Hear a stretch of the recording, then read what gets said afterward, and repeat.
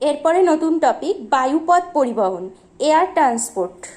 তার মধ্যে মুম্বাই স্থান, এর বিমানবন্দর হচ্ছে ছত্রপতি শিবাজি টার্মিনাল আন্তর্জাতিক বিমানবন্দর। এরপর হচ্ছে বারাণসী, এর বিমানবন্দরের নাম হচ্ছে লাল বাহাদুর শাস্ত্রী আন্তর্জাতিক বিমানবন্দর। এরপর হচ্ছে হায়দ্রাবাদ, এটা হচ্ছে রাজীব গান্ধী আন্তর্জাতিক বিমানবন্দর। এরপর হচ্ছে দিল্লি, ইন্দিরা গান্ধী আন্তর্জাতিক বিমানবন্দর।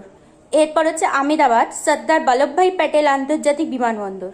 এরপর হচ্ছে পোর্ট ব্লেয়ার, বীর সাভারকার আন্তর্জাতিক বিমানবন্দর। এরপর হচ্ছে ভুবনেশ্বর, বিজু পট্টনায়ক আন্তর্জাতিক বিমানবন্দর। এরপর হচ্ছে অমৃতসর, গুরু রামদাস আন্তর্জাতিক বিমানবন্দর। এরপর হচ্ছে কলকাতা, নেতাজি সুভাষচন্দ্র বসু আন্তর্জাতিক বিমানবন্দর।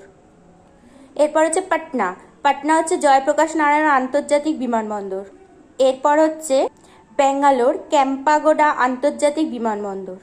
এই ছিল বায়ুপথ পরিবহন অর্থাৎ বিমানবন্দর নিয়ে আলোচনা। ভিডিওটা যদি তোমাদের ভালো লেগে থাকে, যারা যারা দেখছো তারা অবশ্যই লাইক ও সাবস্ক্রাইব করতে ভুলো না।